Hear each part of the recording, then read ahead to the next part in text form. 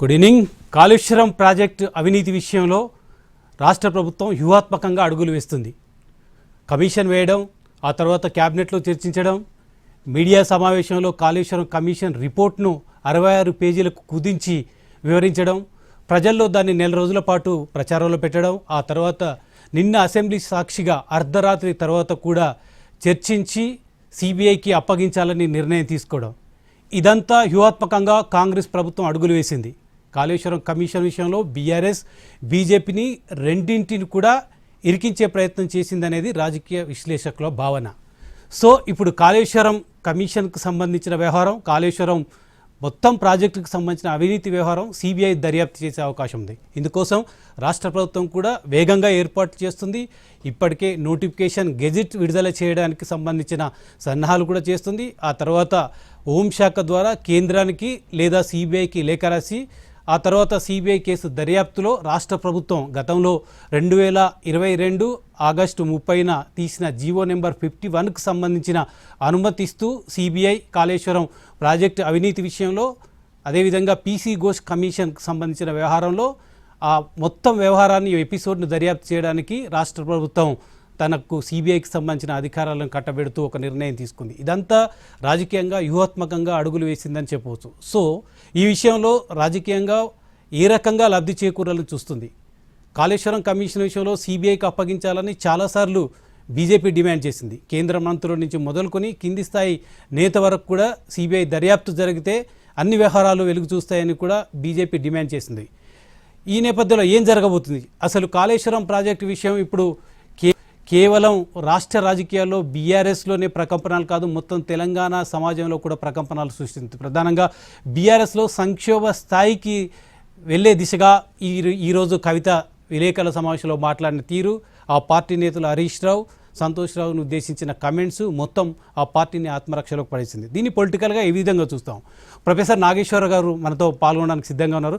నాగేశ్వర గారు, చూస్తున్నాం అసెంబ్లీలో చర్చ, అంతకుముందు పీసీ ఘోష్ కమిషన్, ఈ వ్యవహారాలన్నిటిని కూడా కాంగ్రెస్ ప్రభుత్వం ఏ విధంగా వ్యూహాత్మకంగా అడుగులు వేసింది, ఏ రకంగా రాజకీయంగా లబ్ధి పొందడానికి అవకాశం ఏర్పడింది, బీజేపీ బీఆర్ఎస్కి సంబంధించిన వ్యవహారంలో ఆ రెండింటిని ఇరికిచ్చే ప్రయత్నం ఎట్లా చేసింది, బీజేపీ మీద తుపాకీ పెట్టి బీఆర్ఎస్ని కాల్చాలని చూస్తుంది. పొలిటికల్గా ఇది ఏ రకంగా కాంగ్రెస్ పార్టీకి, కాంగ్రెస్ ప్రభుత్వానికి ఉపయోగపడుతుంది, పరిణామ క్రమంలో ఏ విధంగా సిబిఐ దర్యాప్తు కొనసాగే అవకాశం ఉంది? నాగేశ్వర్ గారు, ఇప్పుడు సిబిఐ దర్యాప్తు ఏ విధంగా కొనసాగుతుందని నేను స్పెక్యులేట్ చేయలేను, అది సిబిఐ చూసుకోవాలి. కానీ పొలిటికల్గా చూసినప్పుడు మీరు అన్నట్లు ఇదొక వ్యూహాత్మక అడుగు కాంగ్రెస్ ప్రభుత్వాన్ని. ఎందుకంటే ఇప్పటిదాకా దీనికి ఉన్న డైమెన్షన్స్ ఏంటి, ఇప్పుడు బీజేపీ ముందున్న ఆప్షన్స్ ఏంటి, బీజేపీ ముందున్న ఆప్షన్స్ను బీజేపీ ఏమంటుంది, మాకేం సంబంధం, సిబిఐకి మాకేం సంబంధం, సిబిఐ పైన సిబిఐ చేస్తుంది అని బీజేపీ సమర్థించుకుంటుంది. కానీ దేశంలో బీజేపీ కార్యకర్తల నుంచి మొదలుకొని ఎవరు నమ్మరు. కేంద్ర ప్రభుత్వం చెప్పినట్లే సిబిఐ ఈడీలు నడుచుకుంటాయనేది అందరికీ తెలిసిన విషయం. అందువల్ల ఇప్పుడు జరగబోయేది ఏంటి, కేసీఆర్ను అరెస్ట్ చేయలేదనుకుందాం, కేసీఆర్ పైన ఏ చర్య లేదనుకుందాం, ఇంకో బీజేపీ బీఆర్ఎస్ ఒక్కటే మేము మొదటి నుంచి కూడా చెప్తున్నాం చూడండి అని కాంగ్రెస్ పార్టీ మరికొద్ది రోజుల్లో అటాక్ మొదలు పెడుతుంది. అట్లీస్ట్ ఇప్పుడు కాకపోయినా నెక్స్ట్ ఎలక్షన్ల టైంకు స్థానిక సంస్థల నుంచి మొదలుకొని అసెంబ్లీ ఎన్నికల వరకు అటాక్ మొదలు పెడుతుంది. మీకు గుర్తుండే ఉంటుంది రమేష్, బీజేపీ బీఆర్ఎస్ ఒక్కటే అన్న భావనే బీజేపీని దెబ్బతీసింది. అందువల్ల బీజేపీ ఎదుగుదలకు ఇదొక సవాల్గా మారుతుంది. ఎందుకంటే బండి సంజయ్ని అరెస్ట్, అర్ధాంతరంగా ఆయన ప్రజా సంగ్రామ యాత్రను ఆపించడము, ఆయనను అధ్యక్ష పదవిని తొలగించడము, కవితను అరెస్ట్ చేయకపోవడం వల్ల బీజేపీ బీఆర్ఎస్ ఒక్కటే అన్న నరేటివ్ బలంగా ప్రజల్లోకి వెళ్ళి ప్రతిపక్ష స్థానం నుంచి బీజేపీ స్లిప్ అయి కాంగ్రెస్ ఆ స్థానంలోకి వచ్చి కేసీఆర్ పట్ల ప్రజా వ్యతిరేకత కాంగ్రెస్కు ఉపయోగపడి గెలిచింది. ఇప్పుడు కేసీఆర్ పైన సిబిఐ యాక్షన్ సీరియస్ గా లేకపోతే మరోసారి బీజేపీకి కాంగ్రెస్కి ఆయుధం అవుతుంది. బీజేపీ బీఆర్ఎస్ ఒక్కటే చూడండి, కేసీఆర్ని కాపాడుతున్నారు, మేము ఎప్పటి నుంచో చెప్తున్నాం, బీజేపీ వైపు వెళ్తే వాళ్ళు వాషింగ్ మిషన్ వాళ్ళకేమీ కాదు, బీజేపీ తన ప్రత్యర్థుల్ని వేటాడుతుంది, మిత్రుల్ని కాపాడుకుంటుంది, అందులో భాగమే కేసీఆర్ పైన చర్య లేదు అని చెప్తుంది. లేదు, రెండవ పాసిబిలిటీ కేసీఆర్ పైన చర్య తీసుకునే దిశగా సిబిఐ వెళ్ళిందనుకోండి, ఇక బీజేపీ బీఆర్ఎస్ భవిష్యత్తులో పొత్తు పెట్టుకోవటానికి ఉన్న మార్గం కాస్త పోతుంది. అంటే ప్రతిపక్ష శిబిరం రెండుగా విడిపోతుంది. ఎందుకంటే ఒక పాసిబిలిటీ ఏంటి, అనేక రాజకీయ విశ్లేషణలు వచ్చాయి. కవిత లాంటి వాళ్ళు మాట్లాడారు. బీఆర్ఎస్ నుంచి వెళ్ళిపోయిన నేతలు చెప్తున్నారు బీఆర్ఎస్ బీజేపీ పొత్తు విలీనం అనేది నేను నమ్మను, కానీ పొత్తు పాసిబిలిటీని మనం కొట్టిపారేలేము. అందువల్ల మరోసారి 3 కార్నర్ కాంటెస్ట్ అయితే అది కాంగ్రెస్ లాభం. ఇప్పుడు కాంగ్రెస్ వ్యతిరేక ఓటు బీఆర్ఎస్ బీజేపీల మధ్య చీలడం కాంగ్రెస్కు ఉపయోగపడింది. సో బీజేపీ బీఆర్ఎస్ ప్రత్యక్షంగా కానీ పరోక్షంగా కానీ కలవకుండా ఉండేందుకు కేసీఆర్ పైన చర్య కాంగ్రెస్కు ఉపయోగపడుతుంది. అందువల్ల రెండు వైపులా పదనున్న కత్తిని కాంగ్రెస్ ప్రయోగించింది. మూడవది, ఈలోగా కేసీఆర్ పైన ఏ చర్య తీసుకుంటున్నారు, మీరు కేసీఆర్ పైన ఏ చర్య తీసుకోవడం లేదంటే కాంగ్రెస్ బీఆర్ఎస్ ఒక్కటే అని బీజేపీ చెప్తూ వచ్చింది. ఇప్పుడు ఆ అవకాశం బీజేపీకి లేదు. ఒక రకంగా బీజేపీని ఈ క్షణం నుంచి నిరాయుధనం చేసింది కాంగ్రెస్ పార్టీ. ఇక బీజేపీకి వెపన్ లేదు. బీఆర్ఎస్ కాంగ్రెస్ ఒక్కటే అనటానికి అవకాశమే లేకుండా చేసింది. నాలుగవది, కేసీఆర్ ను అరెస్ట్ చేస్తారా చేయరా, కేసీఆర్ ఒకవేళ రేవంత్ ప్రభుత్వం అరెస్ట్ చేస్తే ఇది కక్ష సాధింపు అని కేసీఆర్ కు సానుభూతి వచ్చేటువంటి అవకాశం కూడా ఉంటుంది. చంద్రబాబు నాయుడు అరెస్ట్ చేసి జగన్మోహన్ రెడ్డి మూట కట్టుకున్నది అదే. ఆ అవకాశం ఇప్పుడు లేదు. ఎందుకంటే రేవంత్ ప్రభుత్వం కేసీఆర్ పైన ఏ చర్య తీసుకోదు. అందువల్ల తీసుకున్నా తీసుకోకపోయినా ఆ తప్ప ఉప్ప సిబిఐకే తప్ప బీజేపీకే తప్ప కాంగ్రెస్ లేదు. అందువల్ల ఆ రకంగా కాంగ్రెస్ తాను కక్ష సాధింపు చేస్తోంది అనేటువంటి అపవాదు నుంచి బయటపడుతుంది. సో అందువల్ల ఏ రకంగా చూసినా కాంగ్రెస్ మీరు అన్నట్లు ఖచ్చితంగా ఇది వ్యూహాత్మకమైన అడుగే, దాంట్లో ఏమీ డౌట్ లేదు. సార్ నాగేశ్వర్ గారు, రేవంత్ రెడ్డికి ఒక అవకాశం ఉండే ఇక్కడ ఎఫ్ఐఆర్ నమోదు చేయొచ్చు, లేదా ప్రత్యేక సిట్టి ఏర్పాటు చేయొచ్చు. ఇవన్నీ చేయకుండా కూడా సిబిఐకి అప్పగించారంటే కేసీఆర్ ఒక టవరింగ్ పర్సనాలిటీ, రెండవ దశ తెలంగాణ ఉద్యమంతో తెలంగాణను సాకారం చేసిన వ్యక్తి, కాళేశ్వరం సంబంధించిన అవినీతి మచ్చ పడినప్పటికీ ఆయనలో ఇంకా ప్రజల్లో తెలంగాణ సమాజంలో ఒక ఇమేజ్ ఉంది. ఆయనను అరెస్ట్ చేయడం ద్వారా కాంగ్రెస్ పార్టీకి వ్యక్తిగతంగా రేవంత్ రెడ్డికి నష్టం జరుగుతుంది. అందుకే సిబిఐ కోర్టులో సిబిఐ బంతి కేంద్రం పరిధిలోకి విసిరేసి మీరన్నట్లుగా బీజేపీ భుజాన తుపాకీ పెట్టి బీఆర్ఎస్ని కాల్చినట్లుగా భావించవచ్చా? అంటే ఒక రకంగా భయపడ్డారా? కేసీఆర్ని అరెస్ట్ కనుక జరిగితే అది కాంగ్రెస్ పార్టీకి వ్యక్తిగతంగా రేవంత్ రెడ్డికి మచ్చపడుతుంది, ఆయన ఇమేజ్ దెబ్బతింటుందని అనుకోవచ్చా? ఇప్పుడు బీజేపీ భుజాలపైన తుపాకీ పెట్టి కాల్చడమా అనేది ఇప్పుడు సిబిఐ కాలుస్తుందా లేదా అన్న దానిపైన ఆధారపడి ఉంటుంది. సో అది నార్మల్ తుపాక పవర్ఫుల్ తుపాక అనేది సిబిఐ విచారణ తీరు బట్టి మనకు అర్థమవుతుంది. కానీ ఇక మీరు అన్నట్లు రేవంత్ రెడ్డి ప్రభుత్వం భయపడిందా అంటే రాజకీయాల్లో భయము ఉండదు, రాజకీయాలు ఉండేది వ్యూహం ఉంటుంది. సో భయపడము భయపడకపోవడం అనేది కాదు, ఇదేమి కరేజ్లో ధైర్యం చూపడంలో టెస్ట్ కాదు. పొలిటికల్ స్ట్రాటజీస్ ఒకరి మించి ఒకరు వేసుకుంటూ ఉంటారు. సో అందువల్ల సాధారణంగా కేసీఆర్ ఉన్న పొలిటికల్ స్టేచర్ మీరు అన్నట్లు ఆయన కేసీఆర్ పైన కొన్ని విషయాల్లో ప్రజలకు అసంతృప్తి పెరిగిన మాట నిజం. ఆ అసంతృప్తి ఎలక్షన్స్ లో రిఫ్లెక్ట్ అయిన మాట నిజం. అది కేసీఆర్ స్వయంకృతాపరాధం ఒక రకంగా, అది మనం అనేక సందర్భాల్లో చర్చించుకున్నాం కూడా. కానీ కేసీఆర్ ఓడిపోయాడే తప్ప కేసీఆర్ పతనమైపోయాడు, కేసీఆర్ పొలిటికల్ స్టేచరే లేదని ఎవరనుకున్నా పొరపాటే. అందువల్ల మీరు అన్నట్టు ఖచ్చితంగా కేసీఆర్ కు తెలంగాణ సమాజంలో ఉన్న స్టేచరు ఉంది.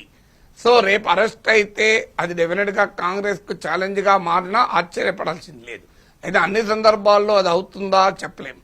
అరవింద్ కేజ్రీవాల్ అరెస్ట్ చేసేది బీజేపీ, ఆమ్ ఆద్మీ పార్టీ ఆ అంశం ఆధారంగా ఎన్నికలకు పోయింది.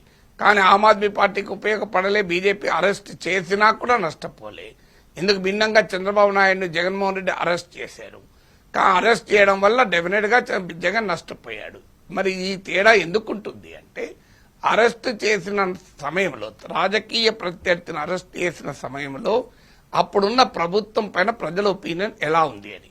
జగన్మోహన్ రెడ్డి పైన ప్రజా వ్యతిరేకత పెరిగిన సమయంలో చంద్రబాబు నాయుడు అరెస్ట్ చేయడం జగన్కు నష్టమైంది. కానీ అరవింద్ కేజ్రీవాల్ ప్రభుత్వం పైన ప్రజా వ్యతిరేకత పెరిగిన సమయంలో బీజేపీ అరెస్ట్ చేసింది. మీకు దానివల్ల బీజేపీకి లాభం జరిగింది. అందువల్ల ఎవరి పట్ల ప్రజా వ్యతిరేకత ఉంది, ఎవరిని అరెస్ట్ చేస్తారన్నది పాయింట్. సో ఇక్కడ చంద్రబాబు నాయుడు, ఇక్కడ జగన్మోహన్ రెడ్డి తన పైన ప్రజా వ్యతిరేకత ఉన్న సమయంలో చంద్రబాబు అరెస్ట్ చేసి నష్టపోయాడు. బీజేపీ తన ప్రత్యర్థి పైన ప్రజా వ్యతిరేకత ఉన్న సమయంలో అరెస్ట్ చేసి లాభపడింది. అందువల్ల కాంగ్రెస్ పార్టీ పట్ల ఇప్పటికే అసంతృప్తి మొదలైంది. అది ఇంకా వ్యతిరేకతగా రూపుదిద్దుకుంటుందా లేదా చూడాలి. అందువల్ల కాంగ్రెస్ పార్టీ పట్ల వ్యతిరేకత పెరిగిన సమయంలో కనుక కేసీఆర్ అరెస్ట్ చేస్తే గ్యారంటీగా అది రివర్స్ అయ్యే ప్రమాదం ఉంది. అందువల్ల ఇది సానుభూతి వస్తుందా లేదా అనేది అనేక ఫ్యాక్టర్స్ పైన ఆధారపడి ఉంటుంది. కానీ ఆ పాసిబిలిటీ మాత్రం కొట్టిపారేయలేం. అంటే కేసీఆర్ అరెస్ట్ చేస్తే సానుభూతి వచ్చే అవకాశాన్ని కొట్టిపారేయలేం. అది అవకాశమే కాదు, ఆ కేసు ఎంత మేరకు నిలబడుతుంది అని. ఇప్పుడు కేసీఆర్ తప్పులున్నాయని పీసీ ఘోష్ కమిషన్ క్లియర్ గా ఎస్టాబ్లిష్ చేసింది.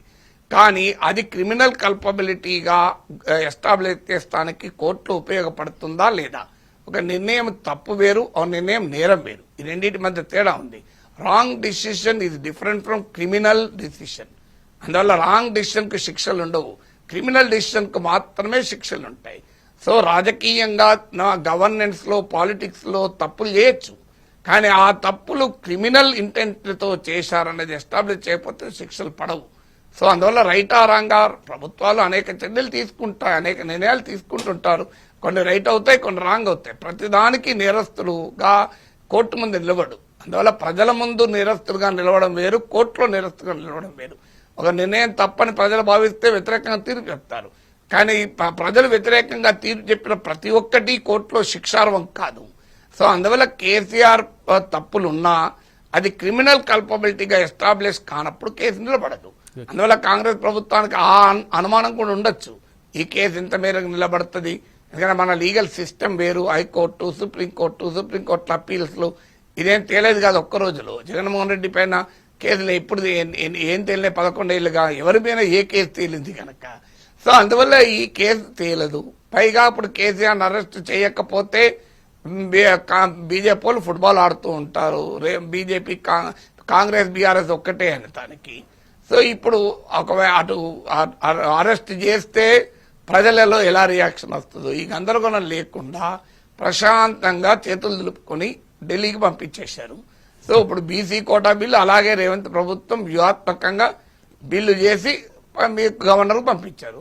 ఆమోదిస్తే కాంగ్రెస్ లాభం, ఆమోదించకపోతే బీజేపీకి నష్టం. సో గవర్నర్ ఆమోదించక ప్రెసిడెంట్ కు పంపినా లేదా ప్రెసిడెంట్ రేపు ఆమోదించకపోయినా ఏదైనా బీజేపీకే నష్టం తప్ప కాంగ్రెస్ నష్టం లేదు. అందువల్ల కాంగ్రెస్ పార్టీ చూడండి, మేము ఆల్రెడీ బిల్లును కూడా చేసి పంపాము అని జనంలోకి వెళ్ళడానికి అవకాశం ఉంటుంది. అందువల్ల బీసీ బిల్లు విషయంలో కానీ, మీకు కాళేశ్వరం కమిషన్ విషయంలో కానీ రేవంత్ రెడ్డి తన పైన భారాన్ని తీసేసి దాన్ని కేంద్రం కోర్టులో, బీజేపీ కోర్టులో వేశారు. ఇప్పుడు బీజేపీ ఎలా రియాక్ట్ అవుతుంది చూడాలి. అందులో ఈటల రాజేందర్ పై కూడా తీవ్రమైన ఆరోపణలు పీసీ ఘోష్ కమిషన్ చేసింది. మరి ఆయన బీజేపీ నాయకుడు, ఇప్పుడు బీజేపీ ఏం చేయాలి? తమ నాయకుడైన ఈటల రాజేందర్ పైనే ఆరోపణలు ఉన్నాయి. బీజేపీ వైఖరికి భిన్నంగా రాజేందర్ వైఖరి ఉంది. సో ఇప్పుడు కేసీఆర్ ను అటాక్ చేసి రాజేందర్ ను తప్పిస్తుందా? అది సాధ్యమా? మరి కేసీఆర్ ని అటాక్ చేస్తే సిబిఐ రాజేందర్ కూడా అటాక్ చేయాల్సి వస్తుంది కదా.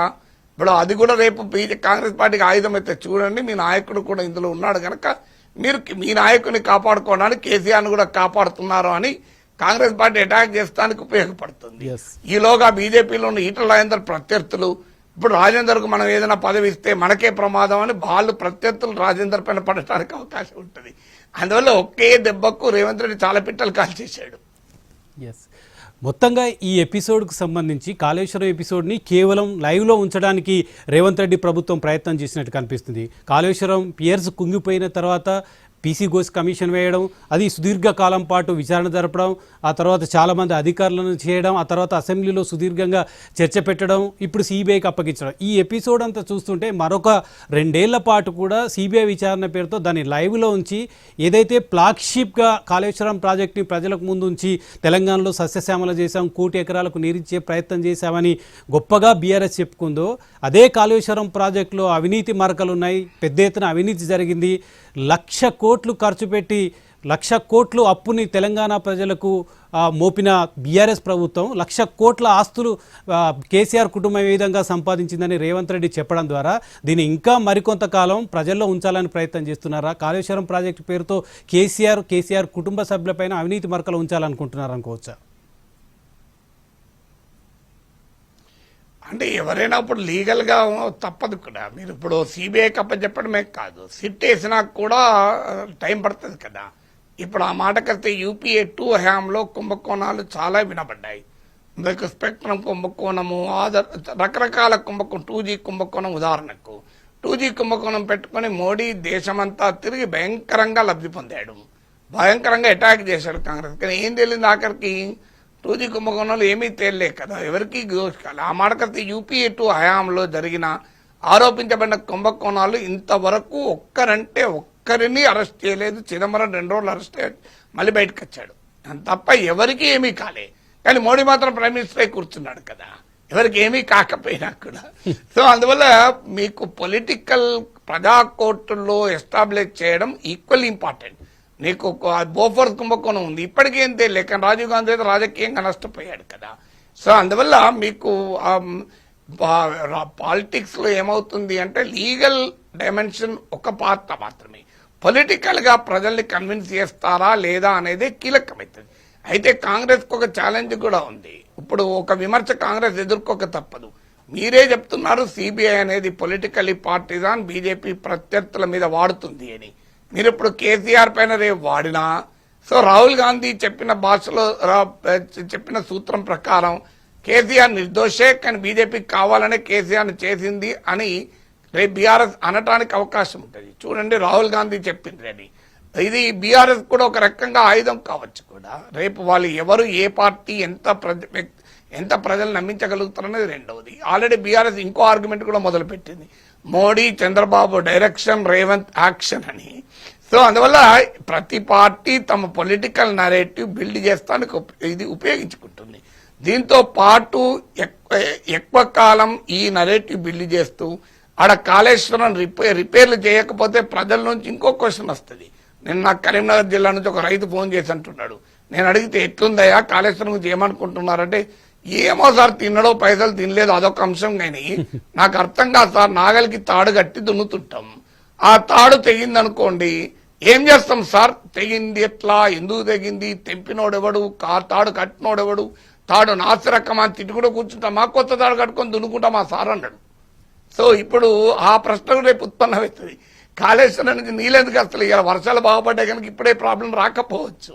కానీ మరి కాళేశ్వరం నీళ్ళ సంగతి ఏంటి, ఏదో అయిందా, ఎవడు తిన్నాడో ఏమో, తిన్నాడో లేడో, కానీ మా సంగతి ఏందని ప్రజలు అడిగే ప్రమాదం ఉంటుంది. దీన్నే ఎకనామిక్స్ లో Ramesh law of diminishing returns అంటారు. ఒకే దాన్ని ఎక్కువ కాలం పట్టుకొని లాగితే, ఇటు అటు గుంజితే దాని ప్రయోజనాలు రోజు రోజుకు క్షీణించిపోతాయి. ఎప్పటికీ ఒకే రకం 2023 ఎన్నికల్లో ఉపయోగపడ్డట్టుగా 28 ఎన్నికలు ఉపయోగపడుతుంది ఏం చెప్పలేం కదా. ఎస్, కానీ నాగేశ్వర్ గారు, కాళేశ్వరం ప్రాజెక్టులో అవినీతి జరిగింది, కాళేశ్వరం ప్రాజెక్టు పేరుతో భారీ ఎత్తున కోట్ల రూపాయలు కొల్లగొట్టారు. దానికి ఉదాహరణ ఇటీవల కొంతమంది అధికారుల ఇళ్లలో దాడులు చేసినప్పుడు, ఏసీబీ దాడులు చేసినప్పుడు 100 కోట్లు బయటపడ్డాయి అనేది ఇప్పటివరకు కాంగ్రెస్ పార్టీ ప్రజల ముందు ఉంచే ప్రయత్నం చేసింది. కానీ ఈరోజు కేసీఆర్ కూతురు కవిత కాళేశ్వరం ప్రాజెక్టు అవినీతి మరకలు కేసీఆర్కు అంటించే ప్రయత్నం చేశారు అంటూ, కాళేశ్వరం ప్రాజెక్టులో కొంత అవినీతి జరిగింది, దానికి బాధ్యులు హరీష్ రావు కావచ్చు, సంతోష్ రావు కావచ్చు అంటూ ఎండార్స్ చేసింది. ఇది కాంగ్రెస్ పార్టీకి ఒక అస్త్రంగా మారే అవకాశం తప్పకుండా ఉంది. ఇప్పటివరకు కాంగ్రెస్ పార్టీ వాదనను కవిత, కేసీఆర్ కూతురు బలపరిచినట్లయితుందా? ఇది రాజకీయంగా కాంగ్రెస్ పార్టీకి కానీ ఏ విధంగా లబ్ధి చేకూరుతుంది, బీఆర్ఎస్ ఏ విధంగా ఇరకాటంలో ఎదుర్కొంటుంది? అంటే అది కవిత మాటలకు ప్రజల్లో ఉండే క్రెడిబిలిటీ పైన ఆధారపడి ఉంటుంది.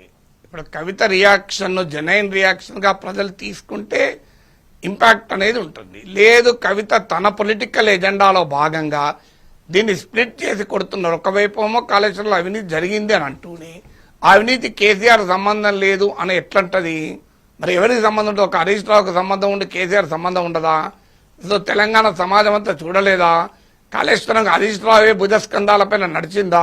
కాళేశ్వరం ఇనాగ్రేషన్ అప్పుడు హరీష్ రావు లేడు, మీకు గుర్తుండే Yes, ఉంటుంది yes, yes, sir. Kaleshwaram inauguration అప్పుడు ఆయన హరీష్ రావు ఈవెన్ మినిస్టర్ కూడా కాదు. సో మరి ఇది కేసీఆర్ కు సంబంధం లేదు, హరీష్ రావుకి సంబంధం ఉంటే ఇద్దరికి ఉంటుంది, లేకపోతే ఇద్దరికి ఉండదు. సో అందులో హయ్యర్ లెవెల్లో చీఫ్ మినిస్టర్ ఉంటాడు, లోయర్ లెవెల్లో ఇరిగేషన్ మినిస్టర్ ఉంటాడు. మరి హరీష్ రావు జోగినపల్లి సంతోష్లో అవినీతికి పాల్పడ్డారు అని అంటే అవినీతికి పాల్పడేలా ఎలో చేసిన కేసీఆర్ సంగతి ఏందని ప్రశ్న అడగరా? అందువల్ల కవిత వ్యూహాత్మకంగా తన రాజకీయ ప్రత్యర్థుల్ని అటాక్ చేయడానికి కేసీఆర్ పట్ల తన లాయాలిటీని నొక్కి చెప్తూ కేసీఆర్ భుజాలపైన తుపాకు పెట్టి హరీష్ రావును కాల్చాలి అని కవిత చూస్తుంది. ఎందుకంటే కవిత ఎజెండా కవితది. ఎందుకంటే ఆమెకున్న ఫాలోయింగ్ ఏమీ ప్రత్యేకంగా ఉండదు, బీఆర్ఎస్ ఫాలోయింగ్ ఆమె ఫాలోయింగ్. అందువల్ల కేసీఆర్ను ధిక్కరిస్తే బీఆర్ఎస్ వెనకాలన్న ఎవరు కూడా కవితను ఓన్ చేసుకోరు. అందువల్ల ఆమె కేసీఆర్ను ధిక్కరించదు. కేసీఆర్ను ధిక్కరించకుండా మరి తన ఫాలోయింగ్ను పెంచుకోవాలంటే నేనే కేసీఆర్ను కాపాడుతున్నా, వీళ్ళెవరూ కాపాడతలేరని మీకు గుర్తుండే ఉంటుంది. కేసీఆర్ కు కాళేశ్వరం కమిషన్ నోటీస్ ఇచ్చినప్పుడు కూడా కవిత ఇలాగే రియాక్ట్ అయ్యారు. మీరు కేటీఆర్ వేరే వాళ్ళ కేటీఆర్ పేరు చెప్పలేదు కానీ పరోక్షంగా కేటీఆర్ ని ఉద్దేశించి చెప్పారు. కేటీఆర్ కు నోటీస్ ఇస్తే రాష్ట్రం అంతా మీరు నిరసనలు జరుపుతారు, కానీ కేసీఆర్ కు నోటీస్ ఇస్తే రియాక్షన్ ఉండదా అని చెప్పి ఆమె ధర్నా చేసింది కూడా. సో ఆ ర్యాలీలో కూడా ఆమె పాల్గొన్నది కాన్వాయ్లతో పాటు. సో ఇప్పుడు మళ్ళీ తెలంగాణ బంద్ ఎందుకు పిలిపివ్వలే మీరు అని అడుగుతున్నది ఆమె. సో అదొక సీరియస్ క్వశ్చనే. మరి బీఆర్ఎస్ నిరసన ఎందుకు తెలపలే? సిబిఐ విచారణకు ఆదేశిస్తే కాళేశ్వరం ఇప్పుడు కేసీఆర్ పైన విచారణకు ఆదేశించిన బీఆర్ఎస్ ఎందుకు సీరియస్ గా రియాక్ట్ కాదు అని కేసీఆర్ లెగసీని కాపాడేది నేనే, కేటీఆర్ కాదు, హరీష్ రావు కాదు అని కవిత ఎస్టాబ్లిష్ చేయదలుచుకుంది.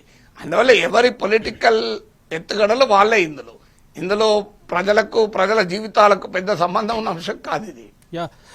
నిజానికి ఇప్పుడు కవిత చెప్పిన అంశం పక్కకు పెడితే కాళేశ్వరం విషయంలో సిబిఐ విచారణకు రాష్ట్ర ప్రభుత్వం అనుమతించినప్పుడు, కావాలని కోరుకున్నప్పుడు తెలంగాణ సమాజంలో ప్రధానంగా బీఆర్ఎస్కు పెద్ద ఎత్తున క్యాడర్ ఉంది. గ్రామ స్థాయి నుంచి మొదలు పెడితే రాష్ట్ర స్థాయి వరకు క్యాడర్ ఉంది. కానీ అనుకున్నంత స్పందన రాలేదనేది కవిత ఆవేదన.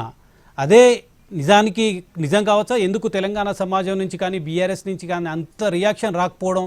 నిజానికి పెద్ద ఎత్తున ఆందోళనలు జరుగుతాయి, పెద్ద ఎత్తున ధర్నాలు జరుగుతాయి, రాస్తారోకోలు జరుగుతాయి. సిబిఐ కేసు అప్పగిస్తారా, కాళేశ్వరంకి సంబంధించి ఒక కేసీఆర్ లాంటి వ్యక్తి మీద చేస్తారని ఆందోళనలు జరుగుతాయని భావించారు. అది జరగకపోవడం పార్టీ నాయకత్వ లోపమా, లేదా నిజంగానే ప్రజల్లో అనుకూలత లేకపోవడం అనుకోవచ్చా? అంటే ప్రజలు చాలా విషయాలు స్పందించారు. దాన్ని బట్టి మనకు అనుకూలత ప్రతికూలత అనేది ఇష్యూ కాదు. ఈవెన్ చంద్రబాబు నాయుడు అరెస్ట్ అయినప్పుడు కూడా వైసీపీ నుంచి ఇదే విమర్శ వచ్చింది. చంద్రబాబు నాయుడు తెలుగుదేశం వాళ్ళ అడావుడే తప్ప ప్రజలు ఎక్కడ రియాక్ట్ అయ్యారు చంద్రబాబు నాయుడు అరెస్టుకు వ్యతిరేకంగా అని చాలా మంది వైసీపీ నేతలు మాకేమీ డ్యామేజ్ జరగదని అనుకున్నారు. నాతో నేను విశ్లేషణ చేస్తూ చంద్రబాబు నాయుడు అరెస్టు టీడీపీ శ్రేణులే కాదు విస్తృత ప్రజానీకంలో కూడా జగన్ పట్ల వ్యతిరేకత పెంచింది అని ఆ రోజు నేను విశ్లేషిస్తే నాకు కొంతమంది వైసీపీ సీనియర్ నేతలు మంత్రులు కూడా ఫోన్లు చేసి, సార్ మీ అంచనా తప్పు సార్, ఎక్కడ పెద్ద రెస్పాన్స్ లేదు సార్, మీరు చూడండి టీడీపీ వాళ్ళే తప్ప ప్రజలు ఎక్కడ రియాక్ట్ అవుతున్నారు సార్ అన్నారు. ఎన్నికల రుజువు కదా, ప్రజలు ప్రతిసారి రియాక్ట్ కారు, ఎప్పుడు రియాక్ట్ కావాలో అప్పుడు రియాక్ట్ అవుతూ ఉంటారు. సో అందువల్ల దాన్ని మనం గీట్రాయిగా తీసుకోలేం. కానీ మీరు అన్నట్లు చంద్రబాబు నాయుడు అరెస్ట్ అయినప్పుడు టీడీపీ రియాక్ట్ అయిన దాన్ని కేసీఆర్ కు సిబిఐ అప్పచెప్పడం పైన బీఆర్ఎస్ రియాక్ట్ అయిన దాంతో పోల్చాలి. కానీ ఆ పోలిక కూడా 100% కరెక్ట్ కాదు. అప్పుడేమో చంద్రబాబు నాయుడు అరెస్ట్ చేశారు, ఇప్పుడు ఏమైంది కనుక భుజాలు తడుముకుంటే గుమ్మడికాయ దొంగ ఎవరంటే భుజాలు తడుముకున్నారా అని కూడా అడుగుతారు కదా. ఇప్పుడు ఏమైంది? సిబిఐ విచారణే కదా, దీంతో కొంపలే మునుగుతున్నాయి. సిబిఐ ఏమైనా విచారణ పిలిచిందా? కేసీఆర్ అరెస్ట్ చేసిందా? సిబిఐ ఏమైనా అభియోగ పత్రం ఛార్జ్షీట్ వేసిందా? ఏం జరిగింది గనక ఇప్పుడు ఎందుకు రియాక్ట్ అయ్యారు అనే క్వశ్చన్ కాంగ్రెస్ నుంచి కూడా వస్తుంది. అంటే మీరు ఏం తప్పు చేయకపోతే మీకెందుకు భయం అని. సో అందువల్ల బీఆర్ఎస్ లో ఆ డైలమా కూడా ఉండొచ్చు, దీనికి ఎలా రియాక్ట్ కావాలి, ఎక్కువ రియాక్ట్ అయితే ప్రజల్లో ఏమైనా రాంగ్ సంకేతం పోతుందా అని. సో అందువల్ల బీఆర్ఎస్ నాయకత్వం పొలిటికల్ గా రియాక్ట్ కాలేక కాదు, ఇవాళ కేసీఆర్ నాయకత్వంలో పార్టీ లేకపోతే ఎవరి నాయకత్వంలో పార్టీ ఉంది? కేసీఆర్ రియాక్ట్ కమ్మని ఆదేశిస్తే కేటీఆర్ వద్దంటాడా? కేటీఆర్ వద్దంటే ఆగుతుందా? ఐ డోంట్ థింక్ దట్ కదా. సో కవిత ఆమెకు ఉపయోగపడాలి గనక చూడండి, కేసీఆర్ పట్ల ఆమె థియరీ ఒకటి ఉంది కదా, కేసీఆర్ దేవుడు, ఆమె చుట్టూ దయ్యాలున్నాయని. సో ఆ థీరీని బలపరచడానికి దీన్ని ఉపయోగించుకుంటోంది. అంటే కేసీఆర్ దేవుడు, కానీ ఆ దేవుని పైన సిబిఐ విచారణ అన్నా ఈ దయ్యాలు అడ్డుపడుతున్నాయని ఆమె చెప్పదలుచుకున్నది. కానీ రియాలిటీ మనందరికీ తెలుసు కదా, మీకు నాకు జర్నలిస్టులుగా మనందరూ తెలుసు. బీఆర్ఎస్ కేసీఆర్ హ్యాండ్లో లేకపోతే అది కేటీఆర్ హ్యాండ్లో ఉందా? కేసీఆర్ చెప్తే వింటారు తప్ప కేటీఆర్ చెప్తే మాత్రమే విని కేసీఆర్ చెప్తే వినరా? ఆయన కేటీఆర్ ఎందుకు కేసీఆర్ అంశంలో రియాక్ట్ కాడు? కేసీఆర్ ఇంత తాపత్రయపడేది, ఇంత కష్టపడేది, బిడ్డ ఇంత తిరుగుబాటు చేసినా ఇన్ని ఇబ్బందులు పడేది కేటీఆర్ ను ఆ నాయకుడు చేసేందుకే కదా. అందువల్ల కేటీఆర్ కేసీఆర్ మధ్య కాంట్రడిక్షన్ ఉంది అని క్రియేట్ చేసే ప్రయత్నంలో ఒక ఎత్తుగడ ఇది. కానీ అది I don't think that is correct కదా. టీఆర్ఎస్ ఏంటంటే రియాక్ట్ అయితే లాభం ఎంత ఉంటుంది. ఇప్పుడు రియాక్ట్ కాలేదనుకోండి, పట్టించుకోలేదని క్లెయిమ్ చేసుకోవచ్చు. వాట్ వీ డోంట్ కేర్, దేనికన్నా రెడీ అని. కానీ రేపు రియాక్ట్ అయ్యి జనంలో స్పందన లేదనుకోండి, అప్పుడు ఇంకో రకమైన మీనింగ్ కూడా పోతుంది. అందువల్ల వారి పొలిటికల్ క్యాలిక్యులేషన్ వారికి ఉండి ఉంటాయి కదా. ఈ కాళేశ్వరానికి సంబంధించిన విచారణ కమిషన్, పీసీ ఘోష్ కమిషన్ ముందుకు కేసీఆర్ వెళ్ళి వివరణ ఇచ్చే ప్రయత్నం చేశారు. తాను చేసింది కరెక్టు, అన్ని క్యాబినెట్ అప్రూవల్స్ ఉన్నాయి, అన్ని నిబంధనల ప్రకారం చేశానని కేసీఆర్ పీసీ ఘోష్ కమిషన్ ముందు వివరణ ఇచ్చారు. కానీ నిన్న అసెంబ్లీలో పెద్ద ఎత్తున చర్చ జరిగింది. ఒక విపక్ష నేతగా, ఒక ప్రధాన ప్రతిపక్ష నేతగా అసెంబ్లీలో పాల్గొని కాంగ్రెస్ పార్టీ చేసిన ఆరోపణలు తిప్పికొట్టవలసిన కేసీఆర్ అసెంబ్లీకి రాకపోవడం, వివరణ ఇవ్వకపోవడం, దీన్ని ఎట్లా చూడాలి? వచ్చిన అవకాశాన్ని సద్వినియోగం చేసుకోలేదు కేసీఆర్ అని అనుకోవచ్చా నాగేశ్వర్ గారు?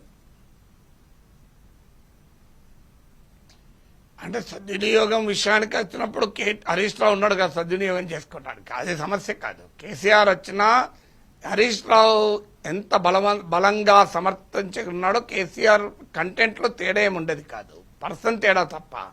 అందువల్ల ఆడ బీఆర్ఎస్ కున్న అడ్వాంటేజ్ ఏంటంటే హరీష్ రావు, కేటీఆర్ లాంటి రూపంలో బలమైనటువంటి నేతలు కేసీఆర్ లేకపోయినా ఆ వాయిస్ వినిపించగలిగే సామర్థ్యం ఉన్న నేతలు బీఆర్ఎస్ ఉన్నారు అసెంబ్లీలో.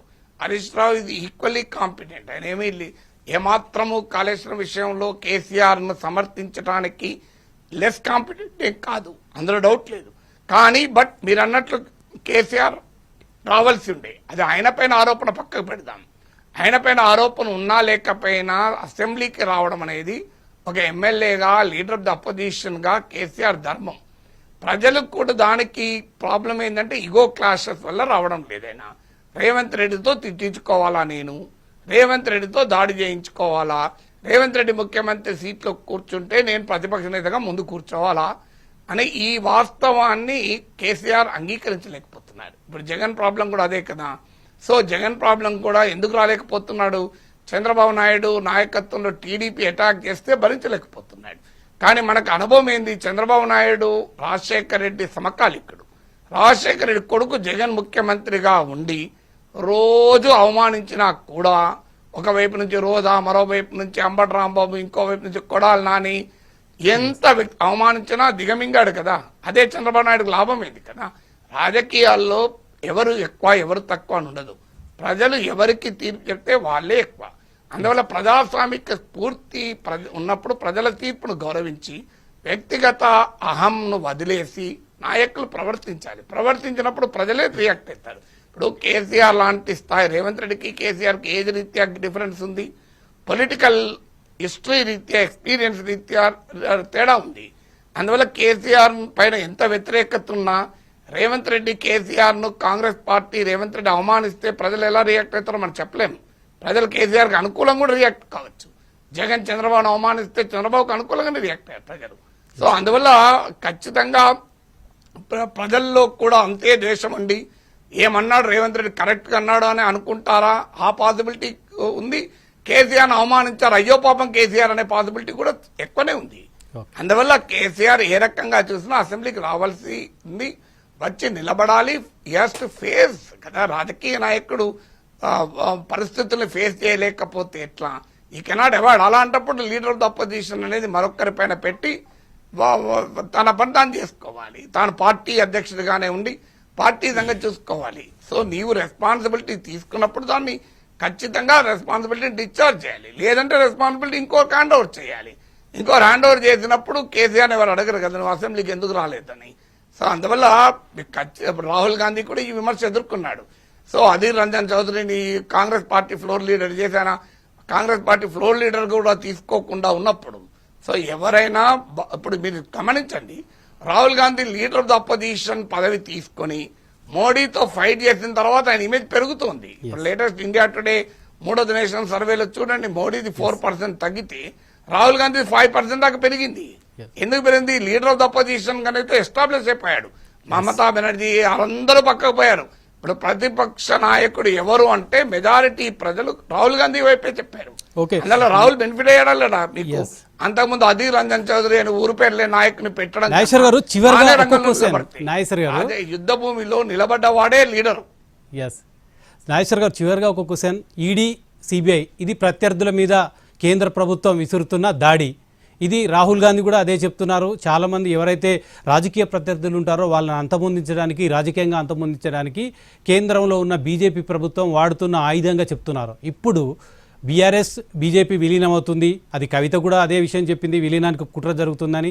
ఇప్పుడు సిబిఐ కేసు రాష్ట్ర ప్రభుత్వమే కేంద్రం చేతిలో పెట్టిన నేపథ్యంలో సిబిఐ కేసును అడ్డం పెట్టుకొని బీఆర్ఎస్ని బీజేపీలో విలీనం చేసే ప్రక్రియకు ఒత్తిడి పెంచే అవకాశం ఏమైనా ఉందా? అటువంటిది జరుగుతుందా? ఎందుకంటే కేసీఆర్ జైలుకు వెళ్ళడానికి విముఖత వ్యక్తం చేయడం, లేదా ఆ పరిస్థితులను దాటవేయడానికి, వెసులుబాటు కల్పించడానికి బీఆర్ఎస్ కూడా లొంగిపోయే అవకాశం ఉందంటారా ఫ్యూచర్లో? ఇప్పుడు సిబిఐని, ఈడీని ప్రయోగించి దేశంలో ఏ పార్టీని బీజేపీ విలీనం చేసుకుని చెప్పండి రమేష్. నాకు ఒక పార్టీ పేరు చెప్పండి. ఒక్కటి దేశంలో ఏదైనా ఒక్క పార్టీని సిబిఐని, ఈడీని ఉపయోగించుకొని బీజేపీ విలీనం చేసుకున్న పార్టీ పేరు అంతమొందించింది వేరే రాష్ట్రాలలో, ఉదాహరణకు ఢిల్లీలో. అవునా కదా? చెప్పండి రమేష్. ఎస్, ఎక్కడా కూడా విలీనం కాలే. మీరు గమనించండి, ఇక్కడ కొత్తగా ఏమైనా చేస్తారా అని. సో విలీనం వేరు, పొత్తు వేరు. ఎక్కడ నాకు తెలిసినంత వరకు దేశంలో ఎక్కడ సిబిఐ, ఈడీలను ప్రయోగించి పార్టీలను విలీనాలు ఎప్పుడు చేసుకోవాలి. సిబిఐ, ఈడీలను ప్రయోగించి పార్టీలను చీల్చారు మహారాష్ట్రలో. అది శివసేనని చీల్చారు, ఎన్సీపీని చీల్చారు. శివసేన ఎమ్మెల్యేలు, ఎన్సీపీ ఎమ్మెల్యేలు one of the reason for BJP వైపు రావడానికి ఈడీ కేసులు, సిబిఐ కేసులే, అందులో డౌట్ లేదు. అందువల్ల పార్టీలను విలీనం అనేది అవుతుందని నేను అనుకోను. కానీ మీరు అన్నట్లు బీజేపీ దీన్ని ఉపయోగించుకుంటుందా? ఖచ్చితంగా ఉపయోగించుకుంటుంది. ఎందుకంటే చరిత్ర అంతా అదే కదా. ఇప్పుడు 2G స్పెక్ట్రమ్ కుంభకోణంలో కాంగ్రెస్ వాళ్ళు, డిఎంకే వాళ్ళు ఇద్దరిని ఇరకాడంలో పెట్టచ్చు. బీజేపీ చేసింది 2G స్పెక్ట్రంలో ఏమీ చేయలేదు కదా. ఎందుకు చేయలేదు? అక్కడ డిఎంకే నాయకులు కూడా చేయాల్సి వస్తుంది. డిఎంకే మరి ప్రత్యర్థి ఎన్డీఏలో లేదు. మీరు ఇండియా కూడా ఉంది. కానీ నాన్ కాంగ్రెస్ రీజనల్ పార్టీస్ విషయంలో బీజేపీ ఏ వైఖరి తీసుకుంటుంది అంటే తమకు ప్రమాదంగా, సవాల్గా మారేంత కాలం వాళ్ళని ఎప్పుడో ఒకసారి ఉపయోగపడతారనే చూస్తుంది. మీకు అందుకు ఉదాహరణ జగన్మోహన్ రెడ్డి. ఇప్పుడు ఎన్డీఏలో బీజేపీ చంద్రబాబు నాయుడుతో ఉన్నా, చంద్రబాబు నాయుడు ప్రెషర్ ఎంతున్నా, సిబిఐ, ఈడీ జగన్మోహన్ రెడ్డి పైన ఒక్క ఇంచైనా ముందుకు కదిలిందా చెప్పండి నాకు? ఈ 11 ఏళ్ళలో ఒక్క ఇంచు కదలే. మీకు ఇంకొక ఉదాహరణ కూడా చెప్తాను. తృణమూల్ కాంగ్రెస్. మీకు తృణమూల్ కాంగ్రెస్ అయితే అక్కడ ప్రధాన ప్రత్యర్థి బీజేపీ. మళ్ళీ రాష్ట్రంలో మిగతా ఆంధ్రప్రదేశ్లో అంటే బీజేపీ ప్రధాన ప్రత్యర్థి కాదు, ప్రత్యర్థిగా ఎన్డీఏ ఉన్నా. కానీ మీకు ఇక్కడైతే ప్రధాన ప్రత్యర్థిగా బీజేపీ ఉన్నా మమతా బెనర్జీని ఏం చేసింది చెప్పండి? సిబిఐ కేసులు, ఈడీ కేసులు. ఎందుకు? మమతా బెనర్జీ ప్రతిపక్షంలో ఉంటూ మాయాగుర్రం, ట్రోజన్ హార్స్ గా ఉపయోగపడుతుంది. ఇవాళ కాకపోతే రేపైనా మళ్ళొచ్చి బీజేపీతో కలుస్తుంది. అందువల్ల మీరు దేశంలో ఏ ప్రాంతీ ఎక్సెప్ట్ లాలూ ప్రసాద్ యాదవ్, ఎందుకంటే ఆర్జేడీ ఇప్పటి వరకు ఏనాడు బీజేపీతో కలవలే. అందుకే లాలూ ప్రసాద్ యాదవ్ జైల్లో ఉన్నాడు. కలిసిన అశోక్ చవాన్ జైల్లో లేడు. ఎట్టి పరిస్థితుల్లో కలవరు అనుకున్న వాళ్ళు ఎవరు జైల్లో లేరు కదా. ఎప్పుడన్నా కలవచ్చు అనుకున్న వాళ్ళు ఎవరు జైల్లో లేరు. కలవరు అనుకున్న వాళ్ళని జైల్లో పెడతారు. అందువల్ల బీఆర్ఎస్ కేసీఆర్ ను పొలిటికల్ గా తన దారిన పెట్టించుకోవడానికి, తనకు అనుకూలంగా కేసీఆర్ ను తో ఆట ఆడుకోవడానికి బీజేపీకి ఇది ఒక ఆయుధంగా ఉపయోగపడుతుంది. ఓకే, థ్యాంక్ యూ నాగేశ్వర్ గారు. Thank you. చర్చలో పాల్గొన్నందుకు కృతజ్ఞతలు. కాళేశ్వరం ప్రాజెక్టు సిబిఐకి అప్పగించడం పైన నేడో రేపో కీలక నిర్ణయం తీసుకుంటేది. గెజిట్ నోటిఫికేషన్ వెలువడే అవకాశం ఉంది. ఆ తర్వాత కేంద్రానికి హోంశాఖ ద్వారా లేఖ రాస్తుంది. ఆ లేఖ తర్వాత సిబిఐ అనుమతిస్తుందా లేదా, కేంద్ర ప్రభుత్వం ఏం చేయబోతుంది? ఇప్పుడు కేంద్రం కోర్టులో సిబిఐ కేసుకు సంబంధించిన వ్యవహారం తేలవలసి, కేవలం రాష్ట్ర ప్రభుత్వం కోరినంత మాత్రాన కేంద్రం దాన్ని అనుమతించాలని లేదు, తిరస్కరించే అవకాశం కూడా ఉంది. ఏ విధంగా కేంద్రం యాక్ట్ చేస్తుంది. కేంద్రం వెంటనే సిబిఐ ఎఫ్ఐఆర్ నమోదు చేసి కాళేశ్వరం ప్రాజెక్టు వ్యవహారం పైన, స్కామ్ పైన పీసీ ఘోష్ కమిషన్ పరిగణలోకి తీసుకొని రాష్ట్ర ప్రభుత్వం ఇచ్చిన ఇతర ఆధారాలను పరిగణలోకి తీసుకొని ఎఫ్ఐఆర్ నమోదు చేసి ఆ తర్వాత దర్యాప్తు చేస్తుంది. ఆ దర్యాప్తు ఎంతవరకు కొనసాగుతుంది, ఎన్ని రోజులు కొనసాగుతుంది, ఎన్ని నెలలు కొనసాగుతుంది, ఈ కాళేశ్వరం వ్యవహారం తెలంగాణ రాజకీయాల్లో ఎప్పటి వరకు ఉంటుందో చూడాలి.